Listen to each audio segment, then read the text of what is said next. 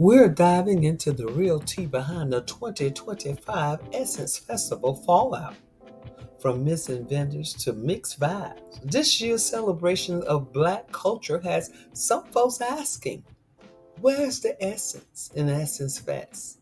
Let's get into it. But first, Welcome to Delightful by Design, where celebrity drama meets reality chaos, and we're here serving the tea.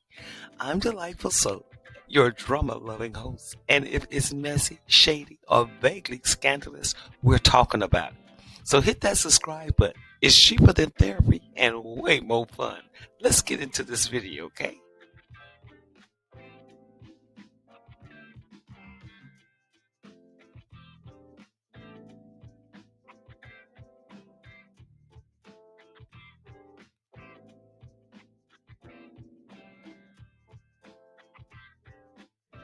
So first off, yes, Essence Fest 2025 did happen, but if you were there, you probably noticed something was off. The crowd was thinner, the energy was lower, and social media was buzzing with one phrase. Essence Fest is not festing this year. Where did the soul go? Organizers said the dip in attendance was expected after last year's 30th anniversary blowout. But between inflation, rising travel costs, and competing July 4th events, a lot of folks just couldn't make it. Concert tickets started at $82, and when you added flights, hotels, and food, ooh, that's a whole rent check, right? But where did the soul go?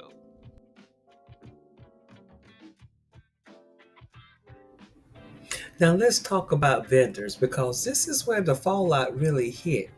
Now, Essence Fest is usually a gold mine for Black owned businesses, but this year, now I'm going to show you a video of a vendor who had a good experience, but the vendor selection drama was where the problem lied. Thousands applied, but few were chosen. Essence received overwhelming number of vendor applications, as you can imagine, but many local businesses felt excluded. Transparency issues. Now, some vendors said they weren't given clear reasons for rejections or booth relocation, leading to frustration and distrust. The pipeline initiative fallout. This was a program meant to uplift emerging entrepreneurs, reportedly under-delivered, leading some vendors feeling unsupported. Some vendors said booths were moved twice with no warning. Others were left out of prime festival zones, killing their foot traffic. The pipeline initiative meant to support emerging entrepreneurs reportedly fell short of expectations. One vendor posted, "We showed up ready, but our booth got moved twice and foot traffic was weak. Essence need to do better." That's not just a logical hiccup, that's lost revenue, missed exposure, and a broken promise to the community. While festival goers are enjoying their experience, vendors are enjoying the exposure. We have only been in business for a year, and just amazing things have been happening because it just really shows that what we do is really important. Owner of Melanated Princess, Kanika McIntyre, says Essence Fest is giving her new business an opportunity to gain a larger following, and she's not letting the moment pass her up. It's all about brand awareness, just making sure everyone knows about who we are and spread the word, and also to purchase and buy and support our young ladies. And then there's the lineup. While legends like Maxwell and Nas showed up, younger acts like Megan Thee Stallion and Glorilla dominated the stage. Some longtime fans felt the shift diluted the festival's soul. Too many empty spaces, not enough soul, one attendee wrote. Essence, where did the soul go? The lineup and legacy tension had a lot to do with generational divide, while younger acts like Megan Thee Stallion and Glorilla bought the heat. Longtime fans missed the soulful vibe of past years. Master P's farewell, his final hometown performance, was a highlight, offering a nostalgic anchor amid shifting musical tastes. First Essence. She plans to come back but hopes performers honor their time slots. Williams was disappointed Lauryn Hill went on before a nearly empty dome. That could have been a little bit different. They could have probably had her come on a little bit earlier. Stephanie Mills wrote. I'm not gonna read the whole letter, but she wrote an open letter to the Essence organizers. She's I'm writing to share my feedback. I remain grateful, all the yada yada yadas. But she said the challenges I encountered were multifaceted and, in my view, indicative of broader organizational shortcomings. The schedule and time management were severely lacking, creating a chaotic and stressful environment backstage. The disorganization cascaded onto the stage, impacting the flow of the event and ultimately diminishing the quality of the performances. And she said basically these are not isolated instances beyond the logistics, the technical difficulties, all of that. She was just saying it's an overall issue. Other thing I want to add is it's not just Essence.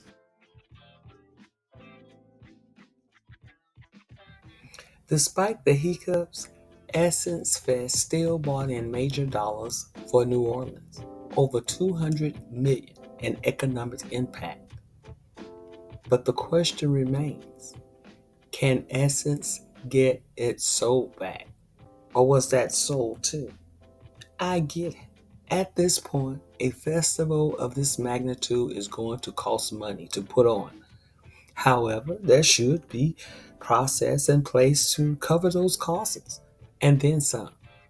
Those of us who have partake in the festivities of the Essence Fest in the past remember its purpose to highlight, showcase, celebrate, and introduce Black excellence, heavily indulging in our origin, whether it be music, fashion, and businesses. Some say even the beloved so-called market, the Essence Vendors Marketplace, felt different. Fewer community-focused booths, more corporate gloss.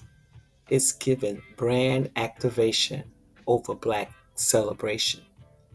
With that being said, you're going to find some hiccups in events and some things just doesn't go as planned. Like Lauren here. She is known to come and show up late and arrive late for her performances. So the organizers, they say they're listening. So hear this. Most who attend this festival of this magnitude does so to engage in the authenticity of the Black soul culture. And I particularly say soul because hip hop mixing with soul, we'll do that in music, but not in this case. As you should know by now, the culture is identifying integrity and ill will, intentionally or not. We must not ignore our foundation, tradition. So, with that being said, everything is not for sale, especially when its intent was to uplift those vendors and entrepreneurs who at times may have struggled to employ their dreams. For that reason, it was fair to gatekeep its origin, purpose, and essence. Their promise to expand vendors' assets and rethink logistics. But if Essence want to keep its crowd or crown as the Super Bowl of Black culture, it needs to center the soul of the Black community, not just the commerce. I read Essence Ventures CEO Caroline Wanga's response amid online scrutiny of the 2025 Essence Fest. And what I deducted from her response was from this article in Unite News was arrogance, blame, and pity. The consensus was about the 2025 Essence Fest felt different. That was the consensus of everybody, whether they enjoyed themselves or not. Fewer community focus and more corporate gloss, like they say, was given brand activation over celebration. So, what do you think? Was Essence Fest 2025 a miss or just a traditional year? Drop your thoughts in the comments. And if you were a vendor or an attendee, I especially want to hear from you. As always, I thank you for watching my channel. Until next time, stay delightful and bye for now.